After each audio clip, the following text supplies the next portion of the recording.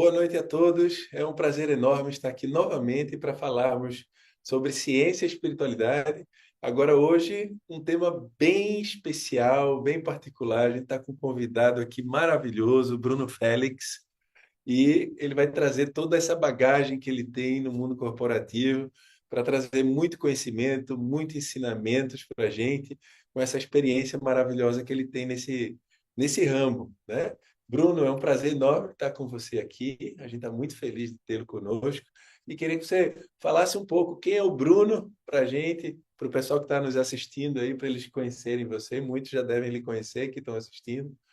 Obrigado, Bruno. Seja bem-vindo. Obrigado, Otávio. Obrigado ao Instituto Íris pelo convite especial. A espiritualidade muito me toca, né? Esse tema aí super atual de inteligência espiritual, de espiritualidade organizacional. Meu nome é Bruno Félix, eu sou especialista em comunicação e marketing, um dos sócios aí da Expo Educ, né? Um dos maiores congressos de educação do Brasil. Também sou diretor da CDL Natal, da Câmara dos Dirigentes Lojistas, diretor de marketing, além de consultor do Sebrae, da Federação das Indústrias e de mentor de grandes eventos corporativos. Hoje eu sou mentor de grandes eventos corporativos que acontecem em nossa cidade. Estou mentorando aí para proporcionar uma experiência legal para os congressistas. Que bacana, Bruno. Que riqueza vocês vão ver, tá com você aqui, Bruno. Bruno, já que a gente vai falar nesse contexto que você tem, que é um contexto que tem pessoas das mais diversas religiões, ou pessoas mesmo sem religiões, né? Como que é para você trazer a espiritualidade? Se a espiritualidade é a mesma coisa que religiosidade? Qual a diferença? Como você lida com isso, você que está no mundo corporativo e também gosta do lado espiritual? É um desafio, Otávio, ainda quando se fala em espiritualidade, não só no nosso país, no Brasil, mas no mundo de um todo. As pessoas, a raça humana, ainda confunde muito espiritualidade com religião, Sim, né? Religião é a antessala da espiritualidade, sim. né? A religião ela foi criada pelos homens, né? Ela é muito necessária, ela faz um bem danado, mas a religião ela é dogmática, a religião ela tem rituais, a religião ela tem uma sequência, em alguns casos ela tem hierarquia, né? Então, você segue aqueles ritos, né? Você tem aqueles adeptos, aquilo tudo. E a espiritualidade é algo acima de tudo isso, é um propósito de existência. A espiritualidade é aquelas perguntas, né? Por que existo? Aonde estou? Para onde vou? Sim, Né? Com que sintonizo? O que me faz bem? Né? E existe pessoas que são altamente espiritualizadas e que não são religiosas porque elas não participam de nenhuma crença, de determinado ritual, mas são pessoas completamente humanas, digamos assim, com a sensibilidade mais aflorada para empatia, né, resiliência, para desenvolver isso que se fala muito e se pouco pratica, porque as pessoas falam muito em empatia, mas poucos têm a capacidade de se colocar no lugar do outro, né? sim. Talvez Jesus Cristo, porque ser empático, sentir a dor que o outro sente, a ciência já provou que o limiar de dor ele é variado de acordo de ser humano para ser humano. Então, talvez a gente respeite a orientação sexual, a cor da pele, a religião, mas sentir a dor que o outro sente, ver o mundo da forma que o outro enxerga, não, é desafiador. Acho que talvez só algo muito evoluído, talvez Jesus Cristo aí para ser empático. Então, tem muita coisa que muito se fala, né, hoje com o advento das redes sociais e pouco se pratica. Então, respondendo de maneira mais direta a sua pergunta, espiritualidade é diferente de religião. Eu acho que no mundo que nós estamos existe um desafio, porque muitas pessoas ainda têm essa miopia aí e entendem de maneira equivocada. E às vezes fala até, porque é espiritualidade, é espiritismo, né? Porque o Sim, nome está muito próximo ali, sim, né? O sim. vocabulário, as palavras, tudinho. E É, não, espiritualidade não é espiritismo, né? bem verdade. O próprio Kardec, aproveitando que você está trazendo isso, ele separou, ele só não é. Ele já no começo da primeira obra dele, assim, o espiritismo assim, tem a ver com espiritualidade, mas não é necessariamente. Né? E Isso. as várias religiões trabalham a espiritualidade da sua forma, do seu jeito. E, Bruno, como que. Muito bonito você trazer esse aspecto, porque você está trazendo um aspecto de propósito, de sentido para a vida. Assim, como que a espiritualidade promove, por exemplo, tirando os rótulos das religiões, tirando rótulos de cor, de crença, de raça, como que a espiritualidade pode promover esse humanismo na gente, assim, e trazer esse humanismo para o meio corporativo, que hoje a gente tem visto tantas pessoas com burnout, com depressão, com afastamento, né, das empresas, dos institutos. Como que a espiritualidade ajuda nessa promoção da saúde mental e do bem-estar? Eita, muitas perguntas em uma só, né? Vamos por parte aí. Eu acredito que para você iniciar esse processo de espiritualidade, não tem como iniciar sem você olhar para dentro. Sim. Então, olhar para dentro, buscar o autoconhecimento, que está muito forte, né? O autodescobrimento. Quando eu sei quem eu sou, para onde vou, o que eu quero, acho que tem uma máxima que diz assim: quem não sabe para onde vai, qualquer caminho serve, né? Então, eu preciso responder. O autoconhecimento é a chave do sucesso, Sim. não só pessoal, mas também empresarial. É preciso olhar para dentro antes de olhar para fora. Então, o primeiro passo é esse, eu acredito, é um caminho, porque quando você sabe quem você é, o que você busca, o que você está fazendo aqui, que você começa a alinhar esse propósito de sua existência, você começa a buscar organizações, instituições, vocações, trabalhos, seja o que for, o nome que você der, que estejam alinhados com essa sua existência, com esse seu ser, com essa sua vontade, com aquilo que vibra dentro de você. E aí, hoje, o que nós estamos vendo muito são transições de carreira, né? Nunca é tarde. Acho que a nossa idade, há 40 anos, a gente pode ter mais umas 2 ou 3 profissões para frente. A gente viveu o que precisa ser vivido ainda aí, né? Então, é preciso que olhar para dentro antes de olhar para fora. E aí, diante dessa crise de saúde mental que a gente vive, os estudos têm mostrado que as pessoas que acreditam em algo, as pessoas que têm fé em algo superior, as pessoas que têm uma prática de boa convivência, as pessoas que fazem meditação, as pessoas que buscam uma atividade física, uma alimentação regular, uma convivência harmônica, não só com um ambiente de trabalho, mas com sua família. Essas pessoas adoecem menos de saúde mental. Essas pessoas são mais produtivas em suas atividades. Estas pessoas, elas são mais automotivadas. Pessoas automotivadas, elas não precisam de estímulo externo para poder se motivarem. Elas se conhecem tanto que elas olham para dentro o tempo todo. Elas sabem de onde vêm, para onde vão. Então, elas não precisam de estímulo. Não estou dizendo que um estímulo externo não seja importante. O reconhecimento externo faz sim parte da raça humana e da motivação, mas existem algumas pessoas, elas são poucas, mas existem, que elas não precisam, elas têm, não necessariamente, elas condicionam a sua existência, o sorrir do seu acordar diariamente, a um esposo ou esposa dizer que você é bonito ou bonita, a um elogio de um chefe, né, de um líder. Ela não vive em função do bom dia dessa pessoa. Sim. E hoje, infelizmente, é o que nós encontramos, não só em relações, né, afetivas, mas em relacionamentos, mas também em ambiente de trabalho. O ser humano condicionando a sua felicidade, a sua alegria, o seu bem-estar, o nome que você quiser dar ao outro. Uma responsabilidade que só cabe a você mesmo, né? Então, é o que é mais comum. E aí a pessoa que ela começa e às vezes, infelizmente, Otávio, essas pessoas que despertam para a espiritualidade, em sua grande maioria, né? Elas passaram por algum tipo de transtorno. Elas passaram por algum processo depressivo, algum transtorno generalizado de ansiedade, alguma ansiedade, porque é como se elas precisassem mergulhar lá no fundo do poço, eu não sei, e passar por esse processo de amadurecimento, de aperfeiçoamento, de autoconhecimento, e aí ela ressurge, né, das cinzas, digamos ali, como se fosse um fênix ali. Então, é muito comum a gente encontrar essas pessoas que hoje têm um comportamento mais espiritualizado, elas tendo passado por um processo adoecido desse mentalmente, muitas vezes, porque a ciência tem comprovado cada vez mais que existe muito amadurecimento, muito aprendizado e muita evolução através da dor e do sofrimento. Que fantástico, Bruno, que riqueza. Eu fiz uma pergunta com vários aspectos, você trouxe uma resposta riquíssima para a gente. Essa questão, pegando esse eixo, esse gancho que você trouxe aí, Rico, do autoconhecimento.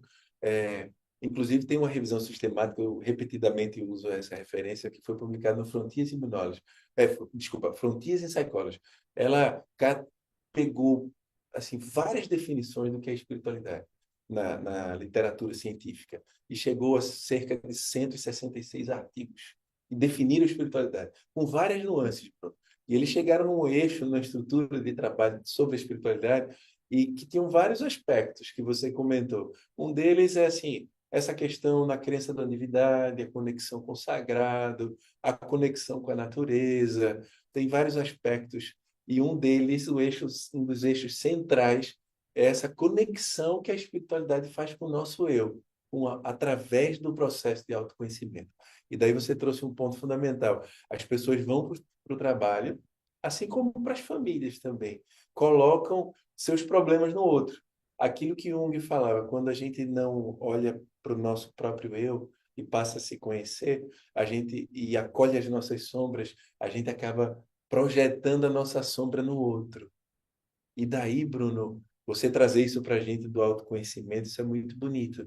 Porque se as pessoas, então, tiverem se conhecendo melhor, como que isso, em termos práticos, assim, podem ajudar nos relacionamentos profissionais e também para ela saber lidar assim, com limites no ambiente corporativo, no trabalho, saber conhecer, se conhecer para saber até onde ela pode ir, como que esse autoconhecimento ajuda assim, essa pessoa, cada indivíduo a se desenvolver bem profissionalmente. Ajuda muito, né? Como você mesmo disse, eu acho que desde jovem eu aprendi uma máxima, acho que ainda na escola, de que aquilo que você mais aponta no outro é o que você mais tem, né? Porque se você identifica com facilidade, é porque você vibra com aquilo, né? Você vive aquilo, e aí você enxerga com maior facilidade aquilo que você conhece tão bem, porque você vê isso o tempo todo através não só do seu comportamento, da sua atitude, mas através dos pensamentos, né? Uma pessoa que busca hoje um ser humano, né? Estou falando de um profissional. Um ser humano que busca hoje o autoconhecimento, ele tem relações melhores, né? Relações familiares, relações afetivas e relações no trabalho melhor. Por que esse ser humano que busca o autoconhecimento hoje, ele tem essas relações mais saudáveis, digamos assim? Porque ele sabe exatamente quais pontos ele precisa melhorar. E aí, para se prevenir ou para se provocar, seja o que for, ele começa a escolher melhor os ambientes que frequenta, as pessoas com que se relacionam, Sim, as empresas que vão trabalhar.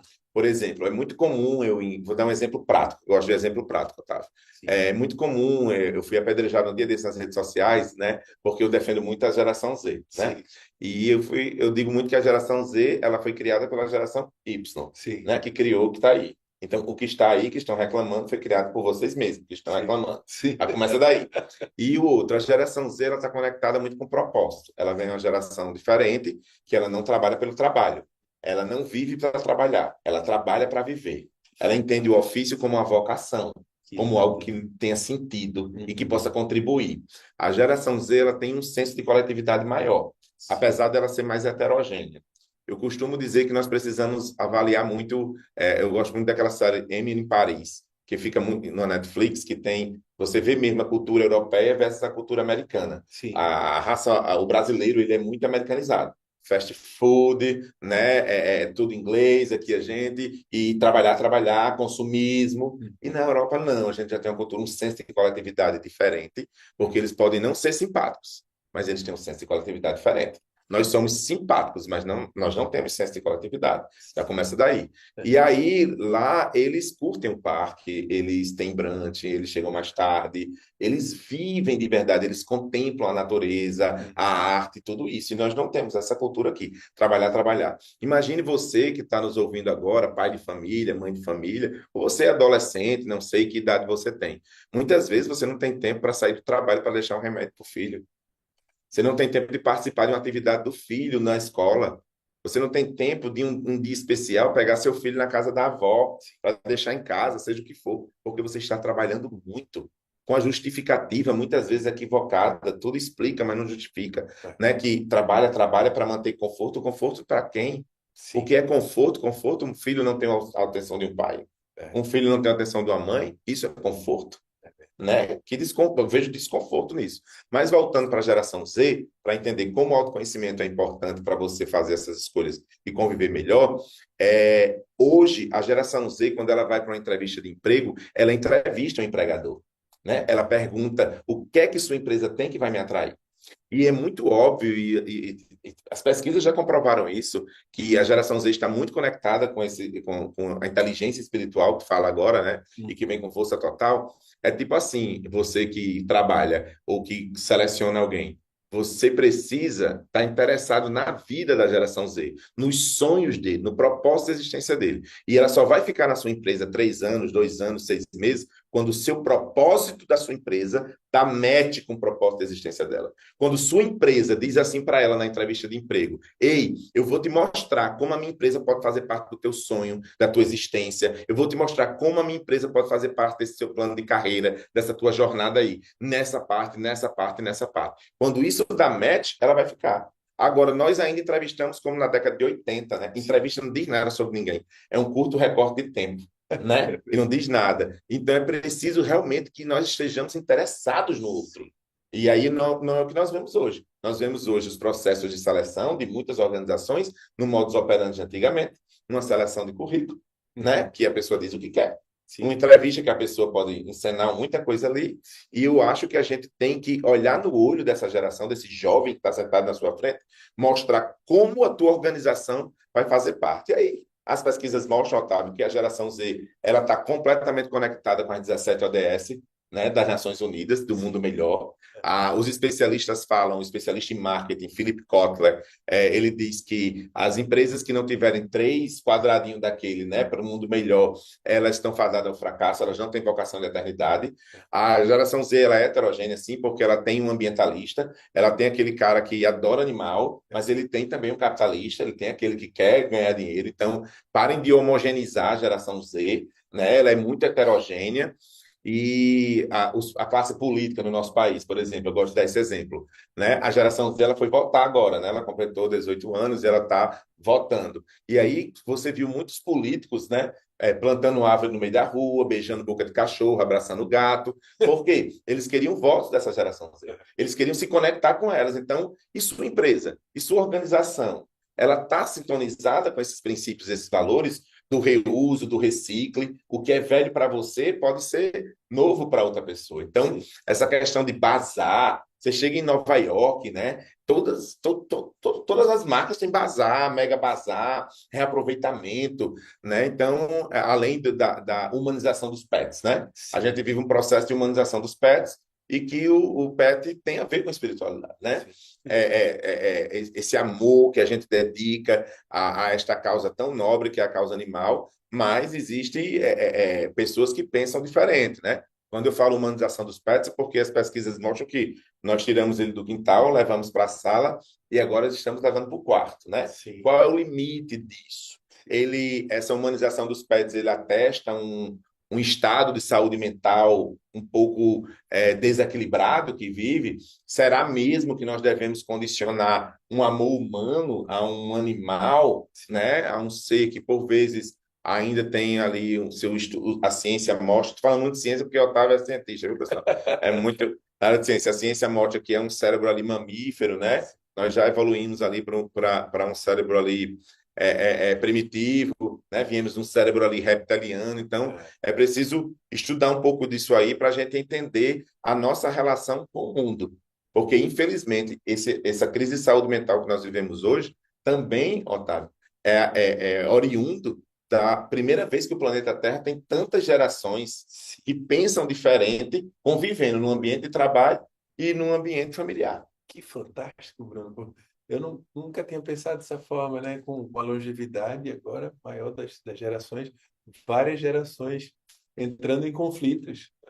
E você trazendo isso para a gente, evolutivamente tem um negócio muito interessante.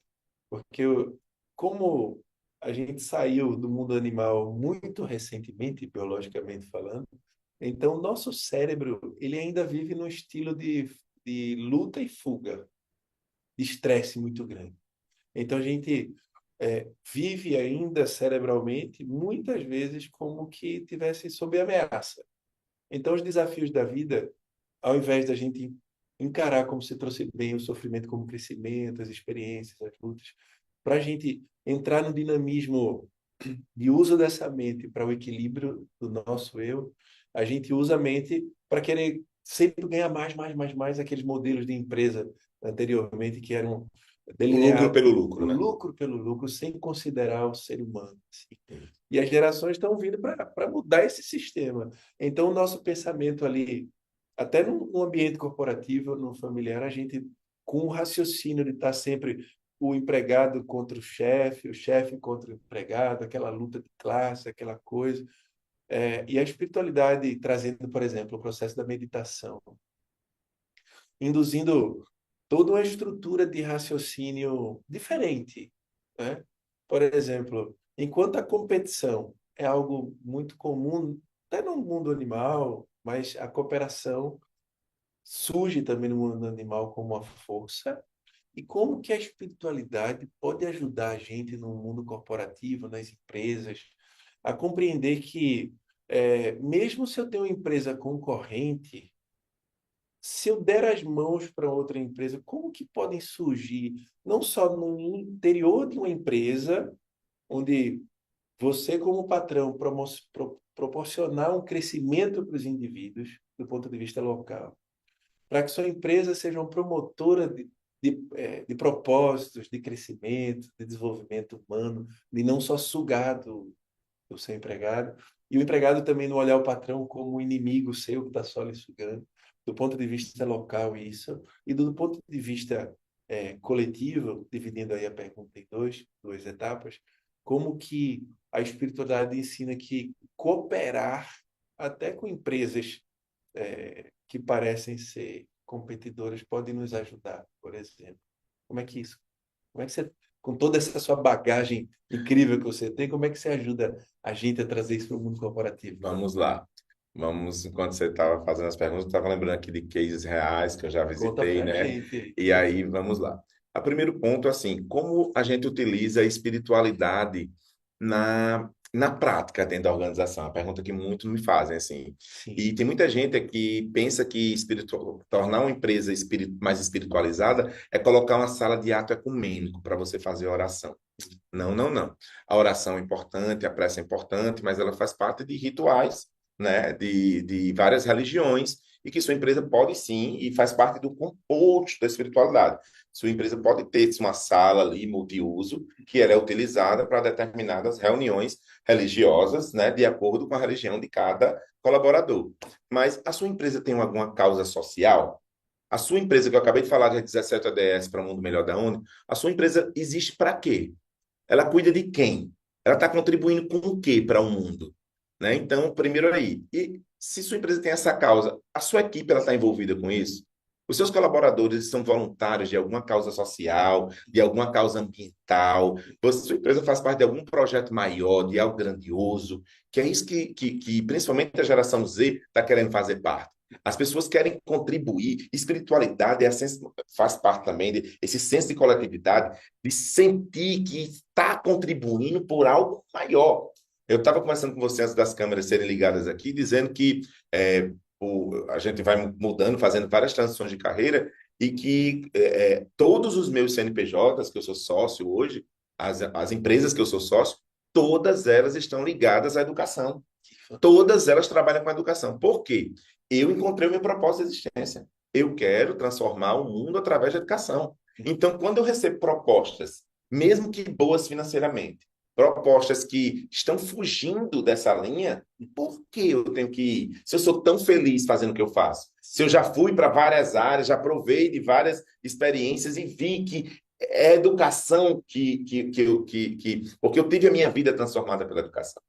Eu tive evolução moral, ética, de consciência e material através da educação. Então, eu quero, de alguma maneira, devolver isso para outras pessoas através dos projetos. Então, a Expo Edu, que é um sucesso, não o sucesso pelo sucesso, não o lucro pelo lucro. É porque nós temos a oportunidade da Expo Edu de dar mais de 150 ingressos para professores que não podem pagar, se qualificar. É porque na Expo Edu que a gente arrecadou mais de 4 toneladas de alimento. Mas é um evento de educação, mas vai arrecadar alimento. É um evento de educação, mas a gente dá sempre para quem não pode pagar. Né? Então, quantas vidas nós transformamos, né, ao formar esses educadores? E aí, essas empresas... Bruno, dê outras práticas aí para uma empresa se tornar uma empresa mais espiritualizada. Um ambiente de segurança psicológica onde aquele colaborador ele pode dar a opinião dele sem ser punido, sem ser excluído, né? Onde você tem um ambiente de meditação, deixa eu ver outra coisa prática, além do social, do sustentável, do ambiental, tem que estar alinhado com a cultura organizacional da empresa. A cultura organizacional da empresa ela está ligada ao DNA do proprietário, do dono, de quem sonhou aquela empresa. Então, como é que você alinha o propósito de existência da sua empresa? É possível sim ter lucro com propósito. É possível sim ter lucro em causas coletivas. E o que você falou de parceria com outros concorrentes, esse movimento já começou a acontecer para aquelas pessoas que têm a mente mais aberta, que chamamos no marketing de co-branding, parceria entre marcas, colaboração entre marcas, ambientes de co-criação. Afinal, ninguém faz nada sozinho. Quantas marcas, empresas, setores dentro da empresa estão se juntando para um determinado projeto, para uma determinada causa, né? Então, ninguém faz nada sozinho. Eu costumo dizer nas consultorias, digo assim, se você pensar em distribuir muda de planta, uma água, seja o que for, tem alguém querendo fazer isso junto com você. Não queira fazer isso sozinho. Você pode ratear os custos, o investimento daquilo ali, e a gente tem que ter esse olhar para fora. Mas é muito importante, antes de ter olhar para fora, e definir quem você olhar para dentro, né? Conhecer a equipe. E às vezes a gente chega em algumas empresas ainda, Otávio, a gente vive esse processo de transição, se falando em espiritualidade, em cultura organizacional, mas muita empresa, e vocês sabem que está me ouvindo, que não tem RH, que o RH é só no nome, que tem DP, Departamento Pessoal. Não podemos ter só departamento pessoal. Departamento pessoal é processo, departamento pessoal é número, né? É uma coisa muito burocrática, necessária, organização, ok. Mas nós precisamos ter um RH de verdade, um RH humanizado, um RH que conhece as pessoas, que chama pelo nome e sobrenome, que define as habilidades, as competências de cada um. Hoje, numa empresa que é espiritualizada, ela tem uma parceria, um setor de psicologia multidisciplinar estruturado, porque as crianças profissionais, por exemplo, com neurodivergentes, com algum transtorno, né, mental ou do espectro autista, elas estão no mercado de trabalho e essas pessoas são úteis, essas pessoas elas têm competências e essas pessoas de alguma maneira precisam ser inseridas. E a verdadeira inclusão não é você determinar o número de vagas no estacionamento. A verdadeira inclusão não é o seu restaurante ter uma vaga destinada para aquela pessoa sentar ou ter um ambiente para colocar um fone de ouvido e aquela pessoa. Não, não.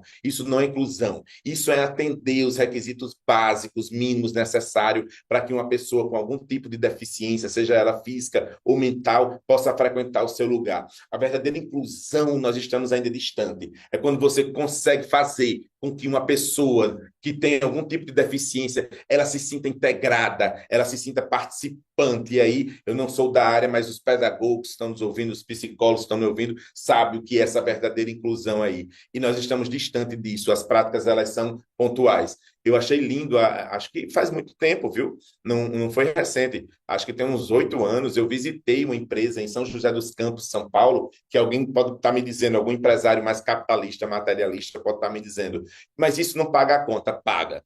Paga a conta daquele gestor que tem competência para fazer que um processo desse consiga pagar a conta. Eu visitei uma empresa com 250 colaboradores, que ela tinha 3 carros na garagem para aquele funcionário que não tinha carro e ele precisava visitar clientes, fazer tudo. Ela tinha um pub dentro da empresa, que toda quinta e sexta tinha balada, e ele podia trazer clientes e amigos para essa balada. Ela tinha um cachorro, um animal solto, com nome, né, que foi escolhido pela equipe. Ela tinha tobogã dentro da empresa. Ela tinha uma praça de alimentação em cada andar da empresa, onde você podia escolher o que você queria comer. Ela oferecia almoço simples, mas um almoço para o funcionário.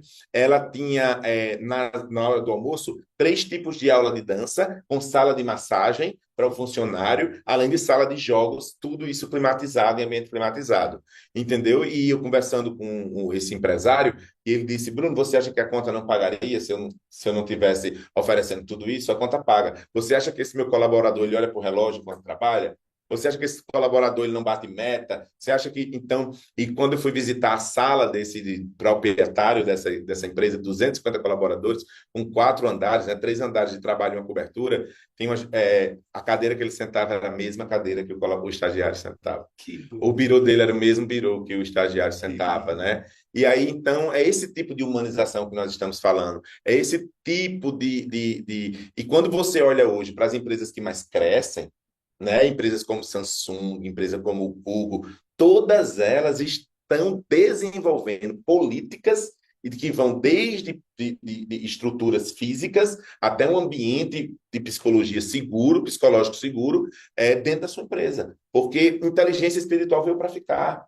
Né? Você mesmo fala nas suas palestras, que eu já assisti algumas, né? Que a gente veio aí do QI, do coeficiente de inteligência, trouxemos aí a inteligência emocional, veio a saúde mental, fala-se agora muito em saúde social, que estamos adoecidos com necessidade de socializar, e agora a inteligência espiritual, elevar esse nível de consciência para sermos seres humanos cada vez melhores.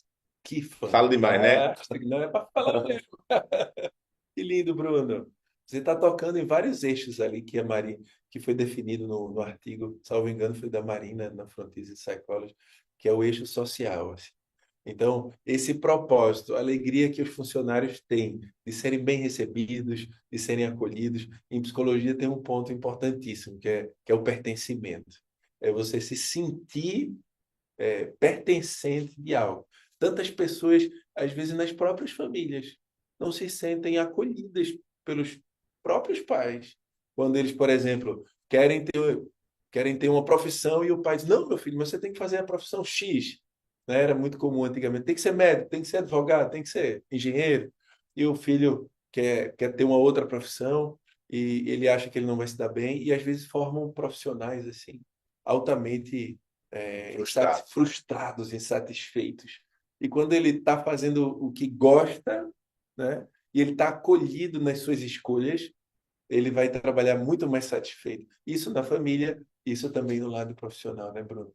Com certeza. Ainda é muito comum, eu não sou pai ainda, né? Mas nós vemos, é muito comum a gente ver o pai com a desculpa de querer o melhor para o filho, mas o que é melhor? O que é melhor no seu ponto de vista? O que é melhor para você ou para o seu filho?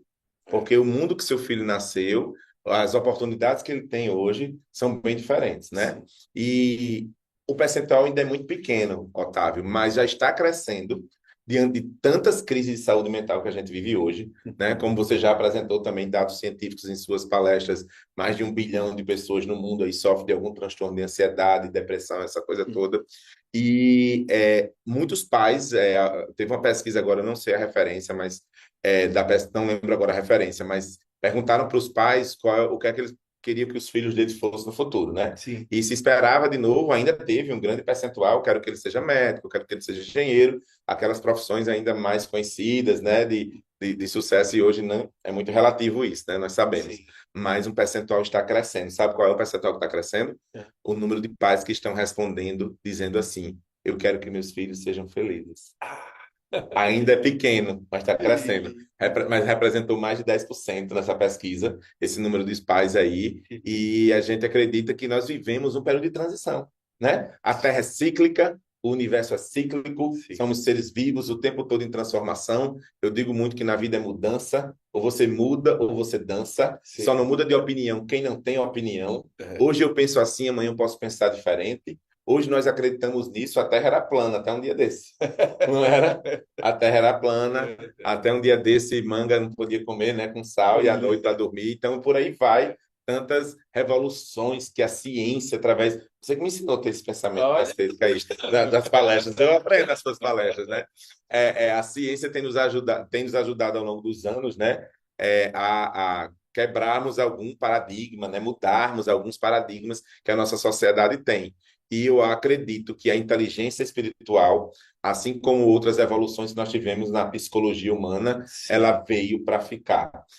E não é através da dor e do sofrimento que a gente acabou de falar, e tem vários livros que provam cientificamente que nós amadurecemos mais. Sim. Talvez a Terra adoecida, com 1 bilhão de pessoas com algum tipo de transtorno, venha a dor para ensinar para as pessoas dizer: ei, O mundo não é só isso, não. Não é só isso que você pode pegar, não. O que você pode tocar. É É onde verdade. você pode sentir. A ciência está comprovando, você sabe, Otávio, que a natureza é fonte quase que inesgotável, né? De energia, de fluidos, né? Para a raça humana.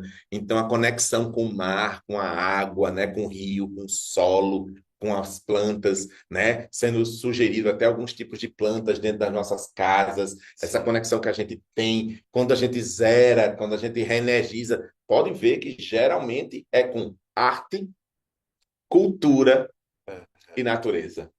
Entendeu? perfeitamente. Então pode prestar atenção É, à música, né, que sim. transforma a gente, que qualifica, que enaltece, enobrece muitas vezes um estado, uma sintonia nossa. A música ela tem a capacidade impressionante de mudar o humor de um ambiente, de uma sala, de tudo. Então, pode prestar atenção. Hum. Quando algum ser humano chega para você dizendo a necessidade que ele tem, onde é que é a fuga dele, o escape dele, eu tenho certeza que não é olhando a timeline do Instagram dele. Eu tenho certeza que ele buscou a arte, contemplar a natureza, alguma coisa bela que o ser humano é capaz de fazer e que a divindade com certeza nos trouxe, que é esse planeta maravilhoso que Que vivemos. bonito, Bruno. E o outro eixo da espiritualidade nessa revisão é justamente a arte, né? Eu lembro que a primeira vez que fui no departamento de psiquiatria da Universidade de São Paulo, eu entrei lá, eles colocaram cores, assim, vários, vários quadros, imagens, pinturas e música clássica, Bruno. Eu nunca tinha visto isso no departamento de psiquiatria. Amei, fiquei encantado, o bem que isso faz para as pessoas. Nas empresas, né? Imagina nas empresas essa mentalidade de você levar mais arte, levar mais música, música de qualidade, música que faz bem para o nosso pensamento, que ao invés de induzir luta e fuga, induz mais tranquilidade, mais relaxamento. Eu vi em Berlim, no metrô de Berlim, minha esposa é alemã, lá tinha, a gente estava em pegar o trem, quando eu entrei assim, música clássica, rapaz, quanta coisa boa. E daí, quando você traz essa questão do acolhimento, né, de você respeitar, ser feliz que os pais estão dizendo, imagina nas empresas. Então, o patrão quer que ele produza, todo mundo quer, vai contratar alguém, quer que ele faça a sua função. Mas, paralelo a isso, a espiritualidade vem como equilíbrio, dizendo assim: eu também quero, como um pai, né, fala, também quero que meus funcionários sejam felizes. Assim. Que papel social. E eu É, tenho certeza que muitas, a gente vê tantas pessoas às vezes ricas, eu gosto de trazer o exemplo do Robin Williams, que era rico, famoso, tudo, e perdeu o sentido da vida. Assim. Então, Bruno, você acha que um grande patrão, assim, um grande empresário, que tem esse lado espiritual, social, amoroso, que traz para os seus que cria um ambiente favorável para os seus funcionários, ele também pode ser mais feliz e, consequentemente, ele mais feliz, os funcionários mais felizes, a empresa cresce mais, Bruno? eu não tenho dúvida. Eu tenho um case local aqui no nosso estado, no Rio Grande do Norte, que muito me orgulha.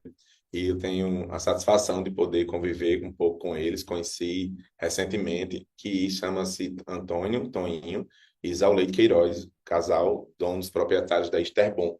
A Esterbon hoje é uma grande indústria que emprega mais de 1.100 colaboradores. A Esterbon tem indústria de polpa de frutas, de gelo, de água mineral, picolés, sorvetes, e está expandindo, crescendo pelo Nordeste todo.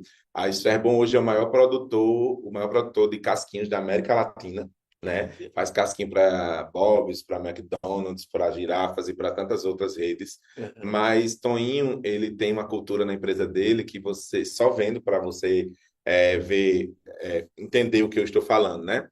Bruno, Toninho, o refeitório dele parece que você está no restaurante Camarões, Que um dos principais fantástico. restaurantes aqui de Natal. É belíssimo os refeitórios dele, da fábrica. Faz gosto, ele oferece café da manhã, almoço e jantar para os colaboradores. Toda a frota de caminhão dele, ele está trocando para energia sustentável, para energia verde. Toninho, ele tem uns apartamentos na fábrica dele, porque aquele colaborador que perdeu o ônibus, ele pode voltar para dormir lá e ter acolhimento.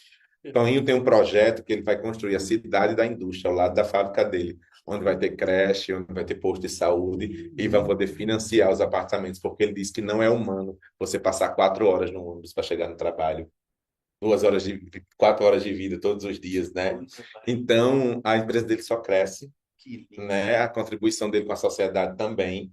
Ele Uhum. se envolve em várias outras causas sociais, como o Uhum. Mac Dia Feliz, como tem muitos projetos sociais que a empresa dele é envolvida. Os colaboradores fazem parte desse projeto social e eu que conheço um pouco do dia a dia deles, né? Que eles almoçam juntos com os colaboradores, tudo. Eu estava conversando um dia desses com uma parte da equipe e disse: Bruno, você sabia que Dona Zaulete foi para minha casa ajudar a arrumar a casa quando eu comprei a casa nova, a decorar a casa?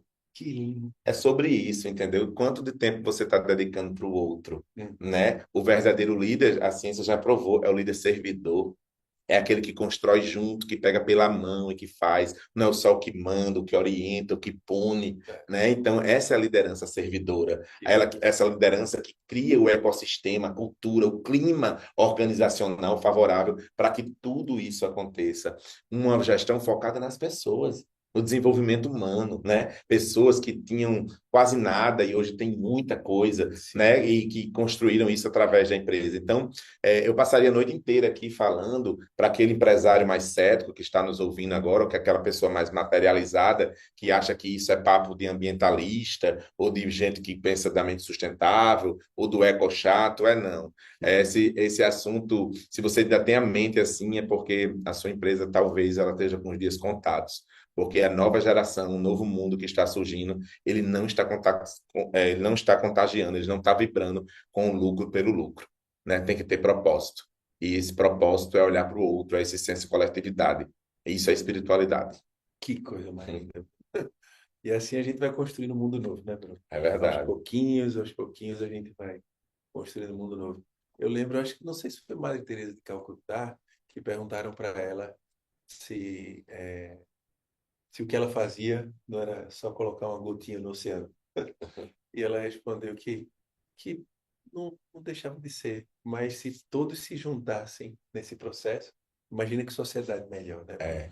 Além dessa felicidade, esse trabalho. Toninho, eu quero visitar a sua empresa para a gente ir lá mostrar Vamos isso, lá. divulgar, para contagiar os empresários, né, que trabalham nos mais diferentes ramos, para que a gente possa trabalhar para construir um mundo melhor juntos, porque é, se cada um se juntar, como disse, né, como perguntaram para a Maria Teresa Calcutá, se a gente botar uma gotinha de água, esse oceano vai mudando. Vai tendo menos pessoas desempregadas, menos pessoas insatisfeitas, menos pessoas com burnout. A gente vai construindo a sociedade melhor, né? Você agora tocou no. Eu sou fã de Madre Teresa, né? O Netflix tem um documentário que fala da vida dela e tem alguns trechos do documentário que me fazem refletir, né? Sobre o quanto nós somos pequenos ainda, no sentido de achar que estamos aqui para sempre, né? E eu acho que nós estamos de passagem. Independente da religião que você acredita, eu acho que é curta a nossa passagem, né? Independente de saber para onde você acha que vai, mas você vai passar pouco tempo aqui, né? Materializado, pelo menos. Sim. E aí, uma vez, um bilionário doador da causa dela foi visitar a obra, viu aqueles leprosos, chagados de ferida, abraçar, beijar ela sem máscara. Aí olhou para ela assim, com um certo desdenho, nojo, né? Ele alto, ela pequenininha, né? Sim. Disse: Mas, madre, nem por US$ 1 milhão eu faria o que você faz. Ela olhou para ele e disse: Nem eu. Eu faço por Jesus Cristo. Que coisa mais. Então, cada um com sua motivação, né? O cara não faria por US$ 1 milhão, ela faz por Jesus Cristo. Então, teve uma vez, ela era muito focada na causa. Ela sabia o legado que ela queria deixar. E o legado é tipo assim: se tu for embora hoje, como tu serviu as pessoas, como os outros te enxergam, no sentido de que como você pode transformar a vida do outro. Hum. É isso que você deixa. Você pode viver eternamente, viver no outro, na semente que você deixou plantada no outro, no ensinamento que você deixou para o outro. Por isso que eu valorizo tanto a profissão como professor, né? Que ele vive a vida para isso, para deixar plantado isso no outro. E aí, uma vez, foi um escritor britânico para fazer um livro dela, e ela disse que não tinha tempo para escrever o livro, não, se ele quisesse trabalhar com ela. Aí o Papa João Paulo, na época, eu acho, ligou para ela e disse: Padre, é para vender um livro, para vender para se é para ter dinheiro para causa, Traga ele de novo que eu vou falar. Traga. Traga que eu vou falar. Mas para encerrar um trecho também do documentário de Madre Teresa, que não podia se falar em espiritualidade sem falar dela, né? E ela era um ser espiritualizado, porque ela não se linkava necessariamente à religião. Ela Sim. era uma mulher de fé, de oração, de prece, e aí ela tinha um templo hindu, né, que estava desativado, e várias pessoas leprosas naquela época na Índia, né? E ela levou todas para dentro desse templo hindu e começou a cuidar delas. E os hinduístas acharam aquilo um desrespeito à religião deles, era que era católica, aquela coisa toda. E Sim. aí chamaram a polícia para tirar todas aquelas pessoas de lá. E aí, quando os policiais entraram, que viram ela agachada, Uhum. né, cuidando daquelas feridas todas, eles voltaram para as pessoas que estavam protestando e disseram: Ó, eu vou tirar ela de lá, mas faz o seguinte, vai lá ajudar ela. Se vocês forem lá ajudar ela, eu vou tirar ela de lá. Que coisa boa. Aí todo mundo foi embora e não tirou, né? E quando ela começou a obra dela em Chicago, nos Estados Unidos, né? As casas dela, uma madre ligou lá e disse assim: Madre, eu estou entrando numa comunidade que tem traficantes e eles não deixam a gente fazer o trabalho lá. E eles metem bala na gente, essa coisa toda. Ela pegou um avião da Índia e foi bater em Chicago. Quando chegou lá, ela foi na comunidade. Pegue bala. E ela foi bater no portão. Quando chegou lá, um traficante bem grandão disse: Madre, você não pode entrar porque eu tenho negócios aqui. Vocês não vão entrar aqui. Aí ela olhou para ele e fez: Pode abrir, porque se você tem negócio aqui, eu também tenho.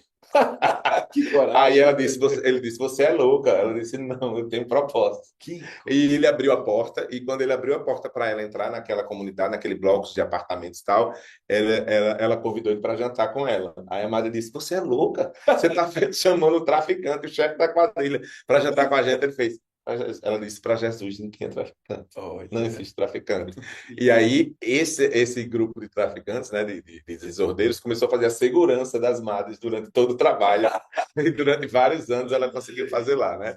E ela era magnífica, ela era um ser espiritualizadíssimo, né? Ela chegava nas suas casas e ela ia direto para o banheiro, sujo, podre, imundo, né? Sim. E a madre dizia: Mas, madre, tem tanta coisa para fazer, a senhora vai para o canto mais sujo, mais podre. Ela disse: Minha filha, quanto mais humilde trabalha, mais perto de Jesus a gente vai estar. Que coisa Né? linda. Então, assim, são algumas histórias que tem lá no documentário, não foi Que firulando lindo. nada disso, assistam lá, documentário Madre Teresa, Madre Madre Teresa, Teresa. documentário na Netflix aí, que fala sobre a história belíssima dela. Então, que legado essa mulher deixou, né? Então, espiritualidade é isso. É você se perguntar hoje à noite, antes de dormir, se eu fosse embora agora, se eu não acordasse amanhã, quantas vidas eu toquei, quantas vidas eu transformei, o que é que meus filhos podem dizer de mim, quanto eu me dediquei, minha esposa, meu pai, minha mãe, né? É tão passageiro, nós nunca sabemos quando vamos, seja qual for a religião que você acredite, e às vezes a gente fica o tempo todo, o ter pelo ter, não vale a pena, né? O ser mesmo, o parecer ter antes mesmo de ser. A sociedade que a gente vive hoje, infelizmente, com valores invertidos, né?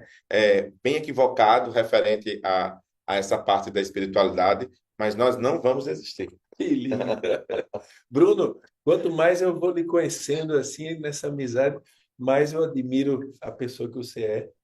E, e já vou começar agradecendo. A gente ainda tem alguns minutos, Recíproca verdadeira. mas eu vou começar agradecendo por você trazer assim. É bom, né? Trazer um exemplo que transcendia todos os rótulos, Padre Teresa. É Obrigado, verdade. Bruno, por esses ensinamentos. E tem perguntas, ó. Tem Gratidão. um pessoal interessado aí Olha aí. no que você está falando, no que a gente está falando aqui, ó, Bruno. Quem está falando? Anderson Gomes, que é parapsicólogo de Santa Catarina, Bruno. Atendo muitas pessoas em consultório com conflitos em seu dia a dia, em sua espiritualidade, ansiedade, aplicação de suas percepções, experiências extrasensoriais, buscando entendimento e equilíbrio. Ensinamos a equalizar tudo isso. Obrigado, Anderson Gomes, aí de Santa Catarina. Bruno, aproveitar aí que o Anderson trouxe a questão da parapsicologia, vou trazer também a psicologia. Saiu a NR1, né? Você, Sim, você, de saúde mental de para as saúde, organizações, de né? E a organização. preocupação dos empresários míopes, a primeira foi quanto vai custar por pessoa, Pois né? é. Multiplicando esse valor. Eu acho que a gente tem que ter cuidado com esse equilíbrio, sim. Eu acho Aham. que a gente tem que ter cuidado para a gente não ter um regramento punitivo, né? Eu acho que às vezes a gente tem que ter cuidado para não estar transferindo responsabilidade.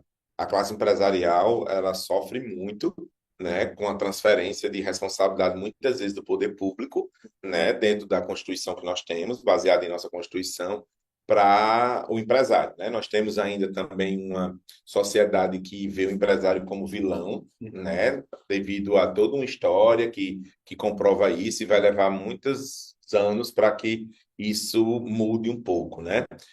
Mas se existe é porque tem fundamento, né? Por mais que hoje nós tenhamos uma outra realidade da Sim, classe empresarial, mais humanizada quando se comparada a outros tempos, sim, né? Se a classe sofre hoje esse estigma da sociedade, é por algo. Alguém veio antes e provocou esse estigma, então a gente não sim, pode esquecer disso. E se colocar no lugar de vitimismo. sim. Vitimismo, né, é o recorte que nós temos agora, mas antes alguém veio antes de vocês e fez aquilo ali. Eu acho que a NR1 é muito necessária. Eu acho que é uma pena que fique. Espero que não se adie mais, porque as pessoas estão sofrendo agora, né? E existe sim ambientes de trabalhos que adoecem.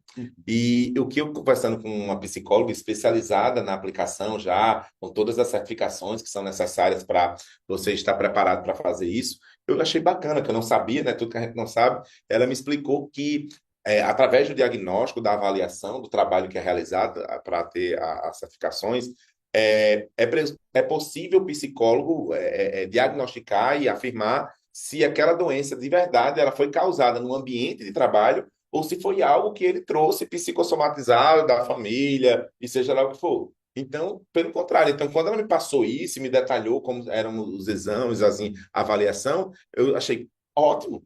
Isso é muito seguro para a classe empresarial, para as empresas, para as organizações, porque hoje o que a gente às vezes sabe que determinados transtornos mentais ou psicológicos não foram causados na organização e você não tem como comprovar isso. Sim.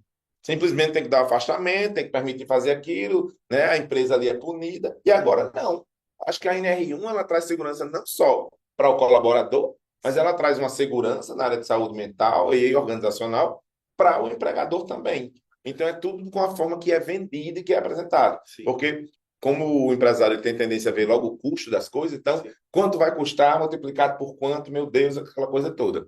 Mas eu acredito que, espero que logo seja realmente regulamentada, no sentido de que esse prazo não seja mais postergado, né, que foi postergado, e que logo nós tenhamos mais empresas aí com essa segurança de saúde mental que precisamos, porque nós vivemos uma crise de saúde mental estratosférica, né? Que bacana. E está batendo todas as portas, e eu conheço pessoas que acreditavam que isso nunca ia acontecer com elas, pessoas que subestimavam as doenças da mente, não porque eu sou muito animado, eu sou muito motivado, eu sou muito alegre, eu sou muito positivo, e quando isso bateu a porta dessas pessoas, essas pessoas olharam no espelho, não se reconheceram e tiveram que ter humildade e dizer: eu estou doente, eu preciso de ajuda, porque o processo inicial é reconhecer isso.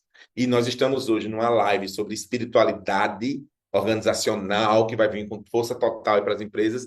Por quê? Por que a necessidade de falar de espiritualidade? Por quê? Porque nós estamos vendo que que a saúde mental, a ausência de saúde mental está crescendo. E as pessoas estão tendo necessidade, porque a espiritualidade, uma pessoa espiritualizada, ela adoece menos, ela diminui muito as chances desses transtornos que acometem boa parte da raça humana hoje no planeta Terra. Sim. Então, meus amigos, nós estamos falando aqui sobre esse tema, a importância, a relevância que esse tema tem hoje na vida da raça humana no planeta Terra, porque através do conhecimento, das práticas que compõem esse composto para você se tornar ou iniciar, startar um processo de espiritualização na sua vida, na sua organização, vai fazer a diferença e pode salvar muitas vidas. Que bonito isso, Bruno. É bom que você trouxe esse lado do cuidado do empregador, né? Porque muitas vezes, assim, são tantas cobranças em cima do empresário, né? Tantos impostos, tantos desafios, tantas lutas.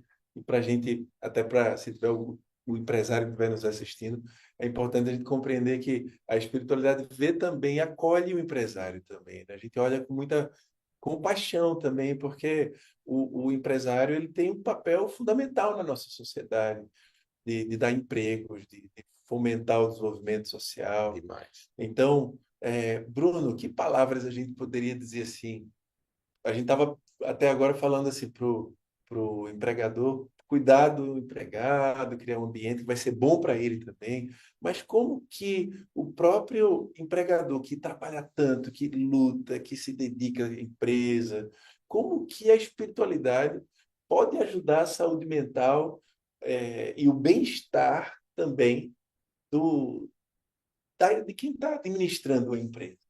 Esse está mais doente do que os colaboradores, né? Essa classe aí está mais adoecida do que eles, essa é a verdade.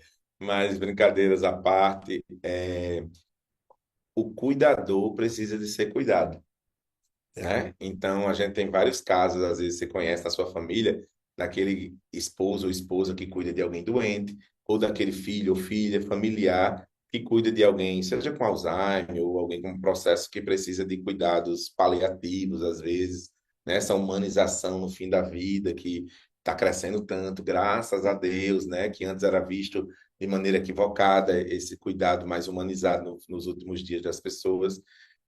E essas pessoas adoecem.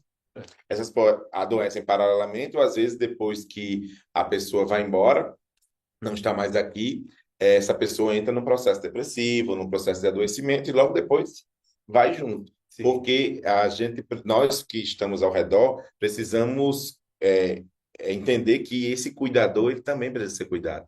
E às vezes ele está numa carga horária exaustiva, esse empresário, né? Ou essa pessoa que cuida de tantos outros. Então, eu ouvi às vezes de uma mãe que eu achei bacana, que ela disse assim, para eu conseguir ser a mãe para os meus três filhos, a esposa para o meu marido, a empresária, antes eu preciso passar no meu dentista, na minha terapia, na minha massagem, porque eu preciso me cuidar. Eu preciso cuidar de mim para eu estar pronta para poder servir, para eu poder estar pronta para poder ajudá-los no desenvolvimento deles. Então, eu preciso me cuidar. Então, esse autocuidado, olhar para dentro antes de olhar para fora, né? É importante a gente servir, mas vamos servir primeiro a nós mesmos. Isso não é egoísmo, não confunda isso com egoísmo, né? Eu sei que existe um equilíbrio ali, a linha é tênue, mas nós precisamos servir a nós mesmos, porque nós precisamos estar bem. E quando a gente está bem, tudo do nosso lado, a gente vai poder ajudar, a gente vai poder socorrer, né? Porque a gente se organizou, a gente se estruturou. Isso serve para financeiro, né? Para saúde, para tudo, principalmente para o ambiente familiar. Então é importante que você, empresário, que a gente sabe que passa também por um processo, porque você é ser humano, como todos, né? De adoecimento, às vezes mental, de tantos problemas aí. É preciso que você, para cuidar de todos os colaboradores que você cuida, que você também se cuide e entenda que você precisa de dar atenção para você mesmo também. Bem, muito bom, Bruno. Isso é importante para o empresário também se sentir acolhido. É, Foi Jesus, na linha que você falou, Jesus não criou religião nenhuma. Então, Jesus é o exemplo assim maior de vivência da espiritualidade, né? Então, e ele falou do amar ao próximo como a si mesmo, né? é. Depois criaram um monte de religião, assim, em nome dele, mas ele não criou nada disso. Então, quando a gente traz isso para o mundo empresarial e o colaborador e também desenvolve empatia pela luta que o empresário está fazendo, né, por aquele empreendedor, não é fácil, né, quem está empreendendo. Então, às vezes, também alguém, um colaborador que está sendo bem tratado, está sendo bem cuidado, mas que desenvolve compaixão, empatia, grandes habilidades espirituais que são da nossa, do nosso eu, da nossa essência, como Dana Zohar falou, né, a criadora da inteligência espiritual. Quando a gente desenvolve essas capacidades, a gente também vai compreender que talvez um colega, o nosso chefe não está bem em algum momento, e daí a gente desenvolve o perdão, né, que é um dos processos de relaxamento daquela questão da luta e da fuga que a gente vive tanto. Trazer todas essas habilidades, que a psicologia fala de habilidades sociais, que em essência tem a espiritualidade. Para finalizar, eu queria. Você falou várias vezes de humanismo, né? E vários psicólogos humanistas trouxeram muito a espiritualidade. O Jung, né? E um grande psicólogo humanista foi Carl Roger. Ele falava da importância da gente ter uma coerência entre o que a gente é e aquilo que a gente quer ser. Então, Bruno, tudo que você trouxe assim grandiosamente para a gente hoje é muito rico, porque fomentar um ambiente corporativo mais espiritualizado, mais acolhedor, mais humano, o indivíduo pode chegar lá também, ele vai se sentir tão bem e ele vai se tratar, vai ser um ambiente terapêutico, né? Criar ambientes terapêuticos, empresas terapêuticas, pessoas terapêuticas. que se humanizaram. É isso Então, aí. você deixaria alguma mensagem aí para quem está nos assistindo? Acho que se você me perguntar por onde começar, eu uso o que vários autores já trouxeram, né? Que música você está ouvindo, que pessoas você tem conversado. Nós somos um pouquinho das 5 pessoas que mais convivemos, do livro que estamos lendo, do filme que estamos assistindo. Me diz com quem tu andas e eu direi quem tu és. Então, as suas escolhas, elas estão alinhadas realmente com o seu propósito de existência? A escolha das pessoas que você convive, do livro que está lendo, do filme que está assistindo. Faz uma autocrítica aí sobre isso e você citou o Jung, né? Então, eu digo muito que sempre, sempre, em primeiro lugar, as pessoas e não as coisas. Sempre que tiver a opção de escolher entre projetos, coisas, escolha sempre as pessoas. Vale a pena, primeiro as pessoas e depois as coisas. Carl Jung dizia, aprenda todas as tecnologias, todos os processos, aprenda todas as teorias, todas as técnicas, né? No mundo de transformação digital, nós estamos, então, de inteligência artificial, mas sempre, sempre que tiver de frente de outro ser humano, seja sempre uma alma humana falando com outra alma humana. Que bonito. Então, isso é incrível e eu levo isso sempre para a minha vida. Às vezes, quando eu quero pipocar com alguém, eu quero ali, digo, meu Deus, uma outra alma humana. Deixa eu ser, preciso me tornar mais humano. Nem sempre a gente consegue, né? Mas vale o Mas esforço. vale o esforço.